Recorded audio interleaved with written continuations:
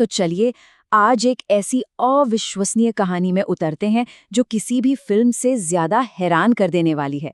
ये कहानी है नामुमकिन हालात में भी जीने की जिद की, एक ऐसी सच्ची घटना जो रोंगटे खड़े कर देती है।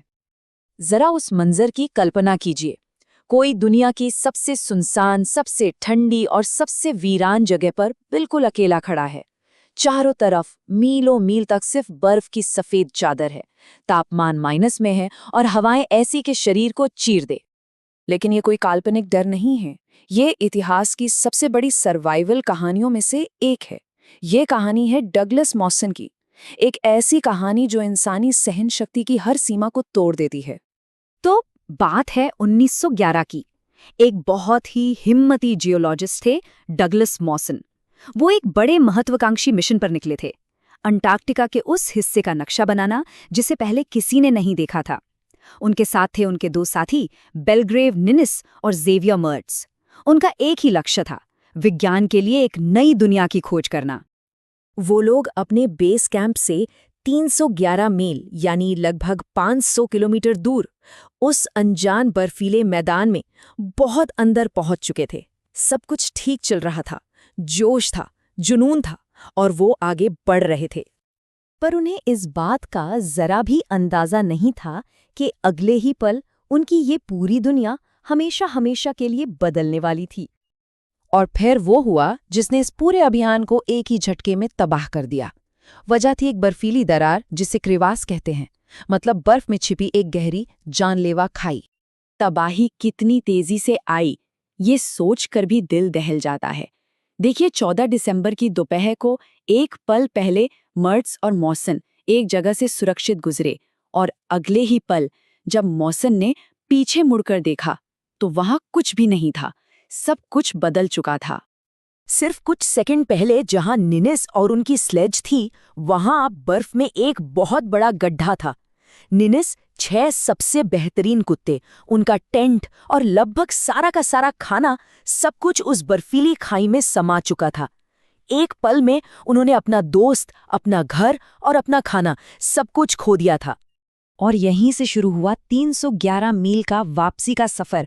ये सिर्फ एक सफर नहीं था, ये असल में मौत के साथ एक लड़ाई थी।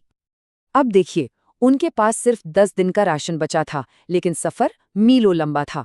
जिंदा रहने के लिए उन्हें एक ऐसा फैसला लेना पड़ा जिसके बारे में सोचकर भी किसी की रूह कांप जाए। उनके वफादार साथी, उनके स्लेज खींचने वाले कुत्ते, अब उनका एकमात्र भोजन बनने वाले थे।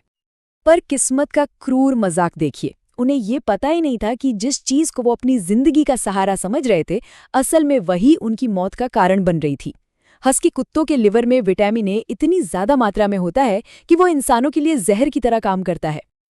और उस जहर का असर भयानक था।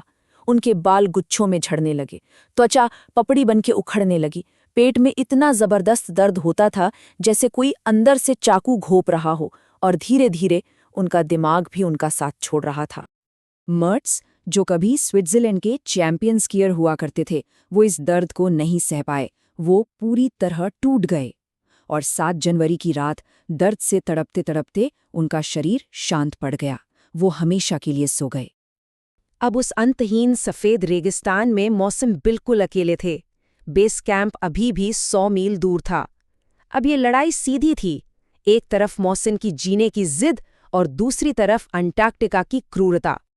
विटामिन ए पॉइजनिंग से उनका शरीर अंदर से गल रहा था, लेकिन सबसे बुरी हालत उनके पैरों की थी। उनके तलवों की पूरी चमड़ी मांस से अलग हो गई थी। हर एक कदम पर उन्हें असहनीय दर्द होता था।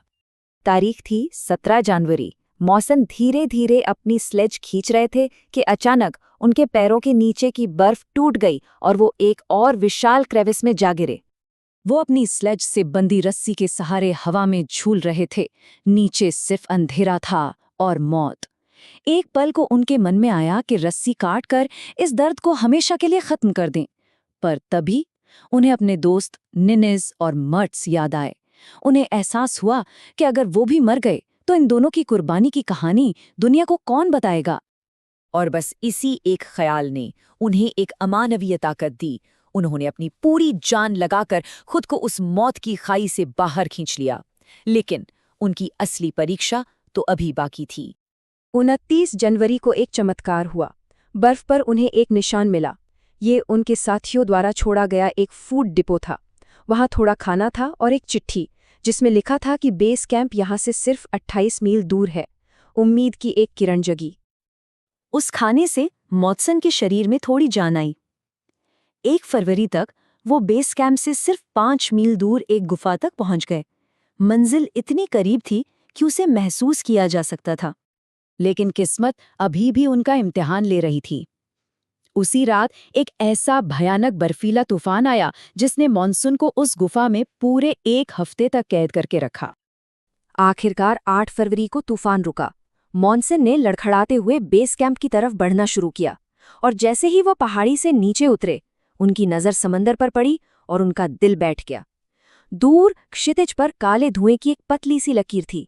उनका जहाज अरोरा उन्हें मरा हुआ समझकर वहां से निकल चुका था। वो सिर्फ कुछ घंटों से चूक गए थे। लेकिन तभी उस निराशा में उन्होंने बेस पर कुछ हलचल देखी। वहां 6 लोग थे। जहाज के कैप्टन ने जाने से पहले 6 वॉलंटियर्स को इस उम्मीद में पीछे छोड़ दिया था कि शायद मॉसन लौट आए। जब उन लोगों ने मॉसन को देखा तो वो डर गए। वो एक इंसान कम और चलता फिरता कंकाल ज्यादा लग रहे थे। तूफान की वजह से जहाज वापस नहीं आ सका और मॉसन को उन 6 लोगों के साथ उस बर्फीली कैद में एक और पूरा साल गुजारना पड़ा। डगलस मॉसन ने मौत को हराया। उनकी कहानी इस बात का सबूत है कि इंसान का जज्बा हर मुश्किल से बड़ा है। तो ये कहानी एक सवाल छोड़ जाती है, आखिर इंसानी सहन शक्ति की असली सीमा क्या है? हमारे अंदर वो कौन सी आग है जो सबसे अंधेरे पलों में भी हमें लड़ने की ताकत देती है?